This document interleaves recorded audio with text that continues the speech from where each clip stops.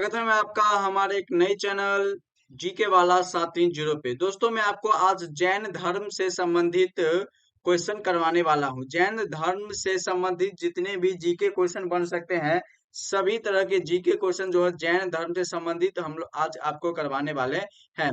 जैन धर्म क्या होता है, जैन धर्म की उत्पत्ति कैसे हुई है, कौन से भाषा से हुई है, सभी तरह का जीके क्वेश्चन जितना भी इससे बन सकता है हमारे एग्जाम के पॉइंट ऑफ व्यू से सभी तरह का आज मैं करवाने वाला हूँ।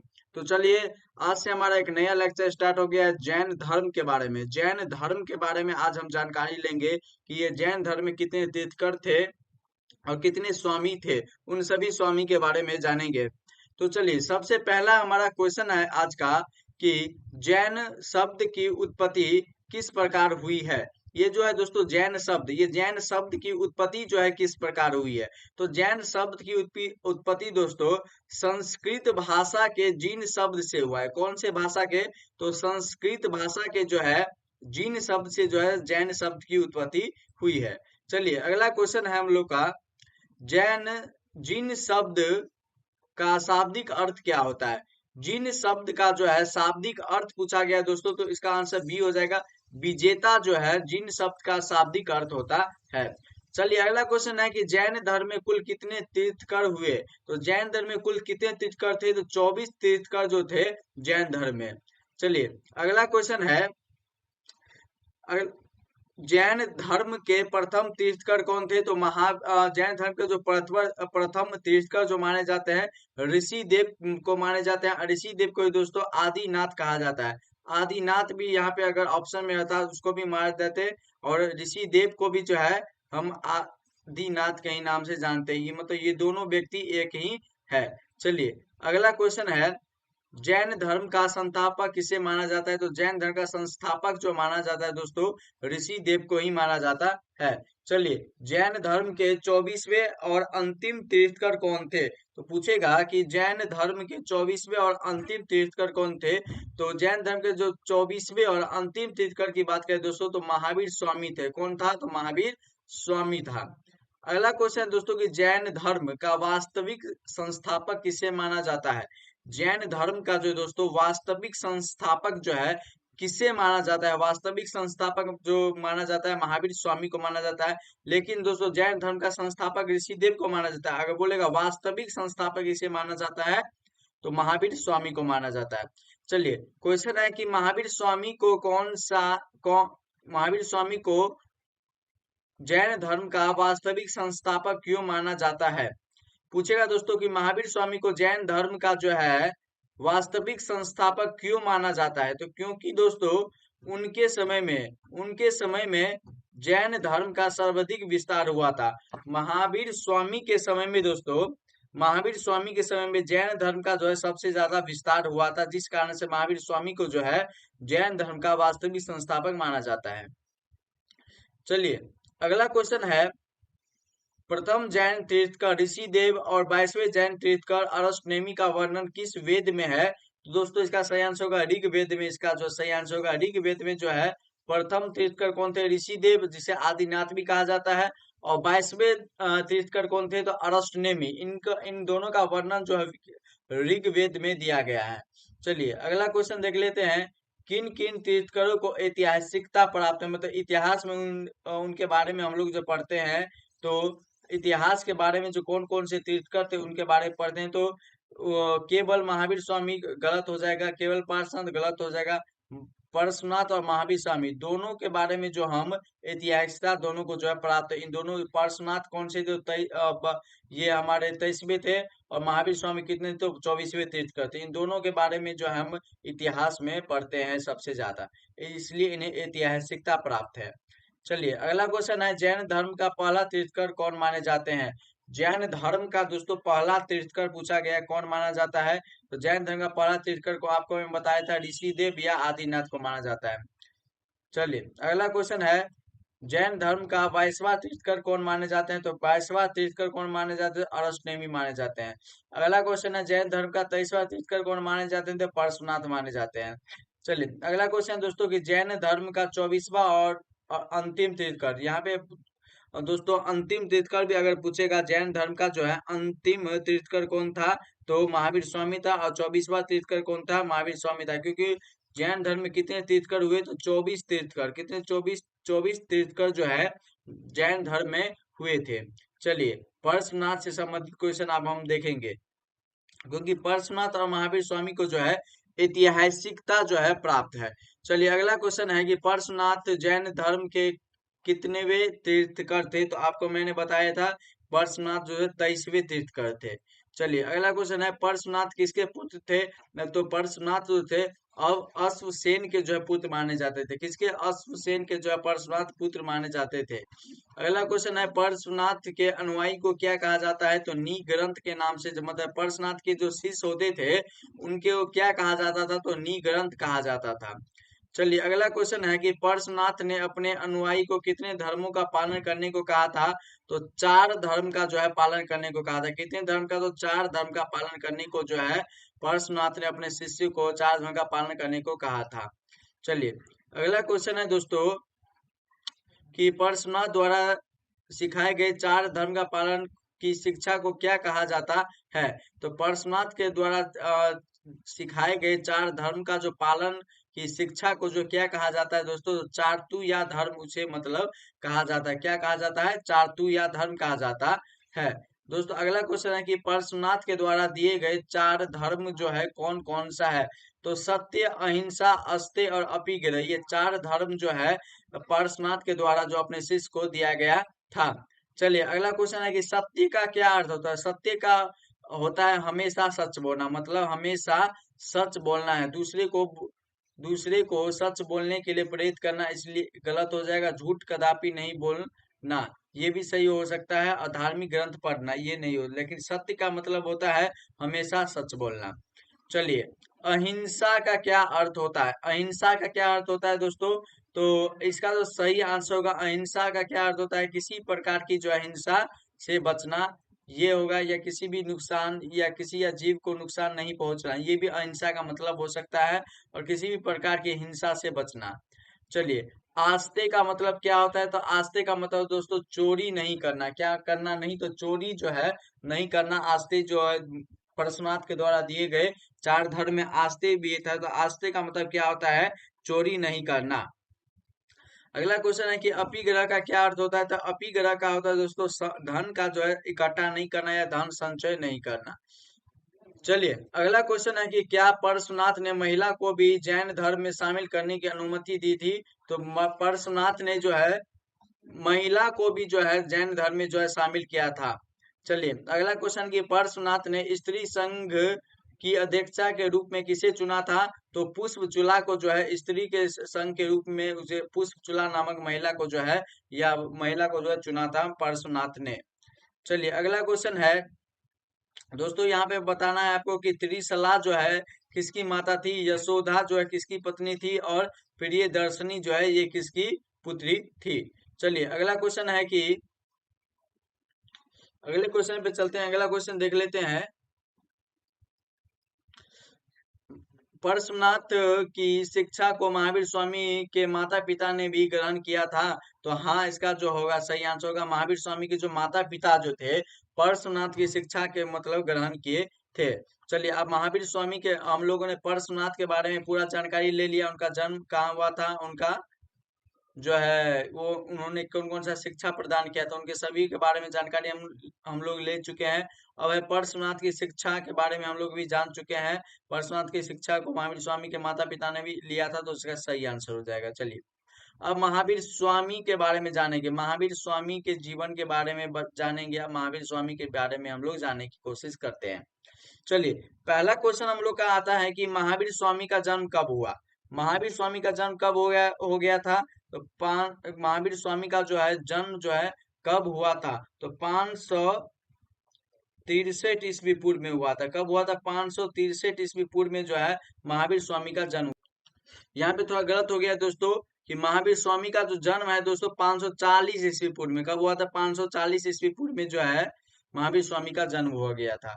चलिए अगला क्वेश्चन है कि महावीर स्वामी के बचपन का क्या नाम था, तो महावीर स्वामी के जो है बचपन का क्या नाम था, तो वर्धमान नाम था। अगला क्वेश्चन है कि महावीर स्वामी के पिता का क्या नाम था? तो महावीर स्वामी के जो पिता का क्या नाम था दोस्तों? तो सिद्धार्थ जो है महावीर स्वामी के पिता का नाम था। और सिद्धार्थ किसका उपनाम है? आपको कमेंट में बताना है। चलिए अगला क्वेश्चन है कि महावीर स्वामी की माता का क्या नाम था? तो महावीर स्वामी के माता का नाम त्रिशला है। आपको दोस्तों बताना है कि महात्मा गौतम बुद्ध की माता का नाम क्या है? महात्मा गौतम बुद्ध की जो है माता का नाम क्या है? चलिए अगला क्वेश्चन है कि महावीर स्वामी की पत्नी का क्या नाम है? तो महावीर स्वामी की पत्नी का नाम यशोधरा है और महात्मा गौतम बुद्ध की पत्नी का नाम हमको बताना है क्या था। चलिए महावीर स्वामी की पुत्री का नाम क्या है? तो महावीर स्वामी के जो पुत्री का क्या नाम है? तो प्रिय दर्शनी जो है महावीर स्वामी के पुत्री का नाम है। और महावीर स्वामी के पुत्र और आपको पता है दोस्तों कि गौतम बुद्ध का जो है पुत्र का क्या नाम था? चलिए महावीर स्वामी के दामाद का क्या नाम था? तो महावीर स्वामी के जो दामाद था उनका नाम जमाली था। चलिए अगला क्वेश्चन है कि महावीर स्वामी की पुत्री प्रियदर्शनी का विवाह किसके साथ हुआ था? तो महावीर स्वामी की जो पुत्री थी प्रियदर्शनी, इनका विवाह किसके साथ हुआ था? इनका तो सही आंसर है दोस्तों जमाली के साथ हुआ था। चलिए अगला क्वेश्चन है कि महावीर स्वामी किस से आज्ञा लेकर गृह का त्याग किया था? तो महावीर स्वामी ने मतलब किस से आज्ञा लेकर गृह का जो है त्याग कर दिया था? तो अपने बड़े भाई नंदीवर्धन पूछेगा महावीर स्वामी के बड़े भाई का क्या नाम है? तो नंदीवर्धन जो है महावीर स्वामी के बड़े भाई का नाम है। उन्होंने अपने बड़े भाई से आज्ञा लेकर जो है गृह का त्याग कर दिया था। चलिए अगला क्वेश्चन देख लेते हैं। अगला क्वेश्चन है दोस्तों कि किस इतिहासकार ने महावीर स्वामी के आध्यात्मिक गुरु परशुनाथ को बतलाया है? तो आर एस शर्मा ने जो है महावीर स्वामी के आध्यात्मिक गुरु परशुनाथ को जो है बतलाया है। चलिए अगला क्वेश्चन है महावीर स्वामी को कितने वर्ष की कठोर तपस्या के बाद उन्हें ज्ञान की प्राप्ति हुई थी? तो 12 वर्ष की कठोर तपस्या के बाद दोस्तों महावीर स्वामी को जो है ज्ञान की प्राप्ति हुई थी। चलिए अगला क्वेश्चन है कि महावीर स्वामी को कितने वर्ष की उम्र में ज्ञान की प्राप्ति हो गई थी? देखिए दोस्तों यहाँ पे कंफ्यूजन वाला क्वेश्चन आपको पूछ सकता है कि महावीर स्वामी को जो है कितने वर्ष की कठोर तपस्या, तो महावीर स्वामी ने जो है 12 वर्ष का कठोर तपस्या किया तब उन्हें ज्ञान की प्राप्ति हुई। लेकिन जब उन्हें ज्ञान की प्राप्ति हुई तब उनका उम्र कितना था? तो 42 वर्ष की उम्र में उन्हें ज्ञान की प्राप्ति हुई। कठोर तपस्या कितने वर्ष की? तो 12 वर्ष। लेकिन जब उन्हें ज्ञान की प्राप्ति हुई तो उनका उम्र कितना था? तो 42 वर्ष की उम्र में। महावीर स्वामी को ज्ञान की प्राप्ति कहाँ पर हुआ था? तो महावीर स्वामी को दोस्तों ज्ञान की प्राप्ति जिरीमिक ग्राम वर्तमान में जमुई बिहार में जो है इन्हें रिजू पालिका नदी के तट पर जो इन्हें जो है रिजू पालिका नदी के तट पर इन्हें जो है महावीर स्वामी को ज्ञान की प्राप्ति हुई थी। चलिए अगला क्वेश्चन देख लेते हैं। महावीर स्वामी को ज्ञान की प्राप्ति कौन सी नदी के तट पर हुई थी? तो महावीर स्वामी को दोस्तों रिजू पालिका नदी के तट पर जो है महावीर स्वामी को ज्ञान की प्राप्ति हुई थी। और आपको बताना है महात्मा गौतम बुद्ध का जो है ज्ञान की प्राप्ति कौन से नदी के तट पर हुई थी? चलिए अगला क्वेश्चन है कि महावीर स्वामी को ज्ञान की प्राप्ति कौन से वृक्ष के नीचे हुआ था? तो महावीर स्वामी को जो ज्ञान की जो प्राप्ति हुई थी ये जो है साल वृक्ष के नीचे हुआ था। कौन से साल वृक्ष के नीचे? पीपल वृक्ष के नीचे जो है किसका हुआ था? तो गौतम बुद्ध को ज्ञान की प्राप्ति हुई थी। चलिए अगला क्वेश्चन है कि महावीर स्वामी को ज्ञान की प्राप्ति हो गई तब महावीर स्वामी को क्या कहलाए? जब महावीर स्वामी को ज्ञान की प्राप्ति हो गई तब महावीर स्वामी जो क्या कहलाए? तो पराक्रमी कहलाए। चलिए अगला क्वेश्चन पे चलते हैं। अगला क्वेश्चन दोस्तों कि ज्ञान प्राप्ति के बाद महावीर स्वामी ने वस्त्र का परित्याग क्यों कर दिया? ज्ञान प्राप्ति के बाद महावीर स्वामी ने जो वस्त्र का परित्याग जो है क्यों कर दिया पूछा गया है। तो क्योंकि वो वस्त्र को बंधन का प्रतीक मानते थे। सही आंसर ए हो जाएगा इसका, क्योंकि वस्त्र को जो अपना बंधन का प्रतीक मानते थे। चलिए अगले क्वेश्चन है कि जैन धर्म में पूर्ण ज्ञान के लिए कौन सा शब्द आया है? तो जैन धर्म में दोस्तों पूर्ण ज्ञान के लिए केवल्य ज्ञान नामक जो है शब्द का प्रयोग किया गया है। अगला क्वेश्चन है दोस्तों कि महावीर स्वामी ने अपना पहला उपदेश कहाँ पे दिया था? तो महावीर स्वामी ने अपना पहला उपदेश जो है दोस्तों पावापुरी में दिया था। कहाँ पे? तो पावापुरी कहाँ पे है? तो बिहार का एक नालंदा जिला है। नालंदा जिला में एक स्थल है। वहां पे जो है पावापुरी में जो है महावीर स्वामी ने अपना पहला उपदेश दिया था। आपको बताएं दोस्तों कि महात्मा गौतम बुद्ध ने जो अपना पहला उपदेश कहाँ पे दिया था? चलिए अगला क्वेश्चन है कि महावीर स्वामी ने अपना पहला उपदेश किस भाषा में दिया था? तो महावीर स्वामी ने अपना पहला उपदेश किस भाषा में दिया था? तो महावीर स्वामी ने सबसे पहला उपदेश जो है प्राकृतिक भाषा में दिया था। आपको बताना है कि महात्मा गौतम बुद्ध ने अपना पहला उपदेश कौन से भाषा में दिया था? महात्मा गौतम बुद्ध ने जो है अपना उपदेश किस भाषा में देते थे? चलिए, प्राकृतिक भाषा किसे कहा जाता है? पूछेगा कि प्राकृतिक भाषा किसे कहा जाता है? जो भाषा प्राकृतिक से उत्पन्न हुई है उसे प्राकृतिक भाषा कहा जाता है। ये आंसर सही हो जाएगा। चलिए, अगला क्वेश्चन है कि हाल ही में कौन कौन से भाषा को शास्त्रीय भाषा का दर्जा दिया गया है? क्वेश्चन पूछा गया है दोस्तों कि हाल ही में कौन कौन से भाषा को शास्त्रीय भाषा का दर्जा जो है दिया गया है। तो चलिए, इसका सही आंसर होगा दोस्तों प्राकृतिक भाषा, पाली भाषा, बंगाली भाषा, मराठी भाषा और असमिया भाषा। इन चारों भाषा को 1 2 3 4 5 ये 5 भाषा जो है दोस्तों, इन पांचों भाषा को जो है शास्त्रीय भाषा का दर्जा मिल चुका है। चलिए, अगला क्वेश्चन है कि शास्त्रीय भाषा की संख्या कितनी हो गई है? तो 11 जो है शास्त्रीय भाषा की टोटल संख्या हो गई है। चलिए दोस्तों, अगला क्वेश्चन है कि पंच महावर्ती या पंच अनुवर्ती किसे कहा जाता है? तो पंच महावर्ती या पंच अनुवर्ती किसे कहा जाता है? तो इसका आंसर देख लेते हैं। जब महावीर स्वामी ने चार धर्म में ब्रह्मचर्य सिद्धांत को जोड़ा था, तब उसे पंच महावर्ती या पंच अनुवर्ती कहा गया था। क्योंकि देखिए दोस्तों, जैन धर्म में चार धर्म के बारे में बताया गया था। आपको मैंने सत्य के बारे में बताया था, अहिंसा के, अपिगरे और आस्ते। इन चारों धर्म में इन चारों धर्म में जो है महावीर स्वामी ने जो है एक नया धर्म जोड़ दिया, नया सिद्धांत जोड़ दिया। कौन सा? तो ब्रह्मचर्य का सिद्धांत। तो ब्रह्मचर्य का सिद्धांत जोड़ दिया, तो जिस कारण से ये जो धर्म जो है पंच महावर्ती या पंच अनुवर्ती जो है कहा गया था।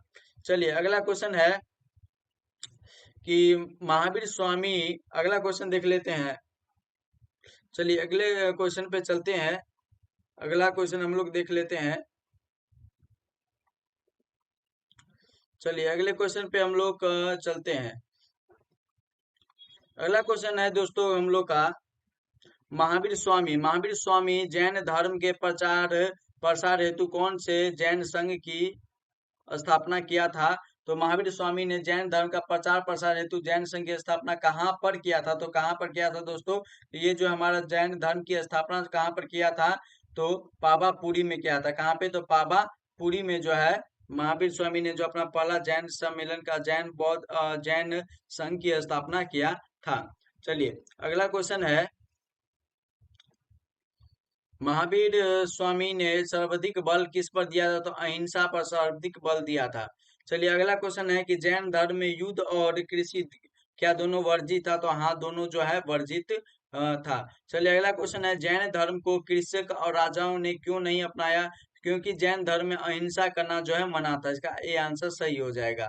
चलिए, अगला क्वेश्चन है, जैन धर्म का सबसे ज्यादा किसने अपनाया? तो जैन धर्म को सबसे ज्यादा किसने अपनाया था? तो व्यापारी वर्ग के लोग जो थे जैन धर्म को सबसे ज्यादा अपनाए थे।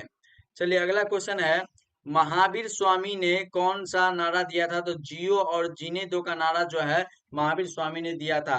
दोस्तों, आपको बताना है सत्यमेव जयते वासुदेव कुटुंब, ये कौन से उपनिषद से लिया गया है?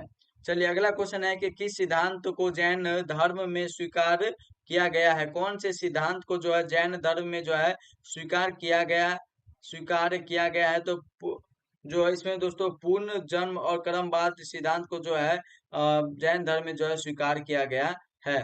चलिए, अगला क्वेश्चन है कि जैन धर्म में ईश्वर की सत्ता को स्वीकार किया गया, लेकिन जैन धर्म में ईश्वर को किसके नीचे दिखाया गया है? तो ईश्वर को नीचे दोस्तों तीर्थ करों से नीचे दिखाया गया। किससे नीचे? तीर्थ, जितने भी तीर्थ कर थे उनसे नीचे जो है, उनसे नीचे ईश्वर को जो है दिखाया गया है। चलिए, अगले क्वेश्चन पे चलते हैं हम लोग। जैन धर्म के अनुसार संसार किस प्रकार है? तो जैन धर्म के अनुसार दोस्तों संसार किस प्रकार का है? तो नित्य एवं शाश्वत है। चलिए, अगला क्वेश्चन है कि नित्य एवं शाश्वत का क्या अर्थ होता है? तो नित्य एवं शाश्वत का अर्थ होता है दोस्तों कि इस संसार का विनाश नहीं होगा। इस संसार का दोस्तों विनाश नहीं होगा, लेकिन उत्थान और पतन का दौर जो है चलता रहेगा। इस संसार का विनाश तो नहीं होगा, लेकिन उत्थान और पतन का जो दौर चलता रहेगा। कहने का मतलब दोस्तों, जैसे हड़प्पा सभ्यता का पतन होने के बाद वैदिक सभ्यता आई, उसी तरह हर्यक वंश का पतन होने के बाद शिशुनाग वंश आया, शिशुनाग वंश के बाद जो है नंद वंश आया, मौर्य वंश आया, कुषाण वंश आया, उसके बाद शुंग वंश आया, शिशुनाग वंश आया। इसी तरह का जो वंश जो आते रहता है, इसलिए कहा गया है जैन धर्म में संसार को नित्य एवं शाश्वत माना गया है। मतलब इन संसार का तो विनाश नहीं होगा, लेकिन उत्थान और पतन का दौर चलता रहेगा। चलिए अगला क्वेश्चन है दोस्तों कि महावीर स्वामी का निधन कब हो गया था। तो महावीर स्वामी का निधन दोस्तों 72 वर्ष की उम्र में 468 ईस्वी पूर्व में हुआ था। और महावीर स्वामी का जन्म कब हुआ था दोस्तों, आपको बताना है। 72 वर्ष की उम्र में 468 ईस्वी पूर्व में महावीर स्वामी का जो है निधन हो गया था। चलिए अगला क्वेश्चन है, महावीर स्वामी का निधन कितने वर्ष की उम्र में हुआ था। महावीर स्वामी का निधन जो है कितने वर्ष की उम्र में हुआ था, तो 72 वर्ष की उम्र में हुआ था। महावीर स्वामी का निधन कब हुआ था, तो महावीर स्वामी का निधन 468 ईस्वी पूर्व में हुआ था। और महावीर स्वामी का निधन कहाँ पर हुआ था दोस्तों, महावीर स्वामी का निधन जो है पावापुरी में हुआ था। कहाँ पे हुआ था, तो पावापुरी में जो है महावीर स्वामी का निधन हो गया था। चलिए अगला क्वेश्चन है कि महावीर स्वामी के निधन होने के बाद जैन धर्म में कितने प्रकार के सम्मेलन का आयोजन हुआ था। तो महावीर स्वामी के निधन होने के बाद जैन धर्म में कितने प्रकार के सम्मेलन का आयोजन हुआ था, तो 2 प्रकार का सम्मेलन का आयोजन हुआ था। लेकिन आपको बताना है दोस्तों कि बौद्ध धर्म में कितने प्रकार के सम्मेलन का जो है आयोजन किया गया था। चलिए अगला क्वेश्चन है कि प्रथम जैन सम्मेलन का आयोजन कब और कहाँ हुआ था। प्रथम जैन सम्मेलन का आयोजन जो है कब और कहाँ पे हुआ था, तो प्रथम जैन सम्मेलन का आयोजन दोस्तों 322 ईस्वी पूर्व में पाटलिपुत्र में हुआ था। प्रथम जैन सम्मेलन का आयोजन 322 ईस्वी पाटलिपुत्र में हुआ था। आपको बताना है कि प्रथम बौद्ध सम्मेलन जो है कब और कहाँ हुआ था। चलिए अगला क्वेश्चन है कि प्रथम जैन सम्मेलन का अध्यक्षता किसने किया था। प्रथम जैन सम्मेलन का जो अध्यक्षता किसने किया था, तो अस्तुलभद्र ने जो है प्रथम जैन सम्मेलन का जो है अध्यक्षता किया था। अगला क्वेश्चन है दोस्तों कि प्रथम प्रथम जैन सम्मेलन का आयोजन पाटलिपुत्र में 322 ईस्वी पूर्व में हुआ था। इस सम्मेलन की अध्यक्षता अस्तुलभद्र ने किया था। लेकिन इस सम्मेलन के समय मगध काल के कौन से शासक स्थित थे, तो चंद्रगुप्त मौर्य थे। कौन से शासक, तो चंद्रगुप्त मौर्य थे। प्रथम जैन सम्मेलन के दौरान जो है कौन से शासक उपलब्ध थे, तो चंद्रगुप्त मौर्य जो थे प्रथम जैन सम्मेलन के दौरान थे।